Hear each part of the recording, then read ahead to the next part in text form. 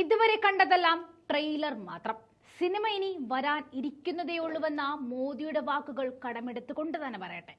അതെ, BJPയുടെ അന്ത്യശാസനത്തിന്റെ first half ഇവിടെ പൂർത്തിയായിരിക്കുന്നു.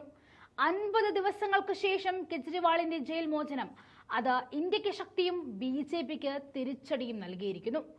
2 വർഷം കേസിന്റേതായ നടപടികളൊന്നും നടത്താതെ തെരഞ്ഞെടുപ്പ് അടുത്തപ്പോൾ ഏറ്റവും വലിയ എതിരാളികൾ ഒന്നിനെ ജയിലിലാക്കിക്കൊണ്ട് മോദി വെച്ച ചെക്കിനെ മറുകരുകൊണ്ട് വെട്ടി വീഴ്ത്തിയ കാഴ്ചയാണ് ഇന്നലെ രാജ്യം കണ്ടത്. കണക്ക് കൂട്ടലുകൾ പിഴയ്ക്കുമ്പോൾ നാവിൽ വർഗീയത മാത്രം വരുന്ന BJPക്ക് ഇനി ഹാലിളകും. ഇനിയുള്ള കളി കാണാൻ ഇരിക്കുന്നതേയുള്ളൂ. 2 തിരിച്ചടികളായിരുന്നു ഇന്നലെ BJPക്ക് കിട്ടിയത്.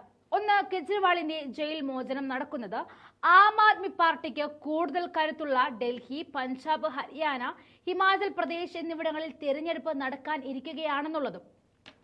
2, ബ്രിജ് ഭൂഷണെതിരായുള്ള ലൈംഗിക അതിക്രമ കേസിൽ കോടതി കുറ്റം ചുമത്തിയതുമാണ്. 6ഉം 7ഉം ഘട്ടങ്ങളിൽ തെരഞ്ഞെടുപ്പ് നടക്കാനിരിക്കുന്ന ഇവിടെ ഇന്ത്യ കൂട്ടായ്മയുടെ പ്രചാരണത്തിന്റെ കുന്തമുനയായി കെജ്രിവാൾ മാറുന്നതോടെ BJPയുടെ നില കൂടുതൽ പരിങ്ങലിലാവുക തന്നെ ചെയ്യും. കാരണം കെജ്രിവാൾ ജയിലിലായതിനു ശേഷം നടത്തിയ ഇന്ത്യ സഖ്യത്തിന്റെ പ്രചാരണങ്ങളിൽ വന്നു നിറഞ്ഞ ആൾക്കൂട്ടം തന്നെയാണ് BJPക്കുള്ള ഭീഷണി. ഇന്ത്യ കൂട്ടായ്മയുടെ സ്ഥാനാർത്ഥികളായി പ്രചാരണം നടത്തുവാൻ 2 ആഴ്ചയോളം കെജ്രിവാളിന് ലഭിക്കും. അകാലിദളുമായി സഖ്യമില്ലാത്തതിനാൽ BJP ചിത്രത്തിലില്ല. AAPക്ക് സ്വാധീനമുള്ള ഹിമാചലിലും കെജ്രിവാളിന്റെ ജയിൽ മോചനം BJPക്ക് തലവേദനയുണ്ടാക്കും. ബീഹാർ, മഹാരാഷ്ട്ര, UP തുടങ്ങി വോട്ടെടുപ്പ് തുടരുന്ന മറ്റ് പ്രധാന സംസ്ഥാനങ്ങളിലും കെജ്രിവാളിന്റെ അറസ്റ്റും സുപ്രീം കോടതി ഇടപെട്ടിട്ടുള്ള മോചനവും ചർച്ചയാക്കുന്നത് BJPക്ക് വൻ തിരിച്ചടി ഉണ്ടാക്കും. രാമനാണ് മോദിയുടെ ആയുധമെങ്കിൽ രാമസേവകനായ ഹനുമാനാണ് കെജ്രിവാളിന്റെ ആയുധം.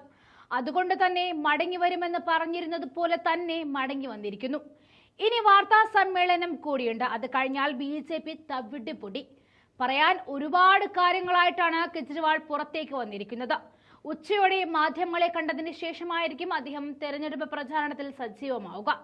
റോഡ് മുഴുവൻ പുഷ്പവൃഷ്ടി നടത്തിക്കൊണ്ട് റോഡ് ഷോ ആയിട്ടായിരുന്നു ജയിൽ മുതൽ വീട് വരെ കെജ്രിവാളിന്റെ തിരിച്ചുവരവ് ആഘോഷമാക്കിയത്. ഇനിയുള്ള ആഘോഷങ്ങൾ കാണാൻ ഇരിക്കുന്നതേയുള്ളൂ. തെരഞ്ഞെടുപ്പിന്റെ ഫലം പുറത്തു വരുമ്പോൾ പൊട്ടിപ്പാളീസാകുന്ന BJPയെ നോക്കി ഒരു ഒന്നൊന്നര ആഘോഷം നടത്തണം.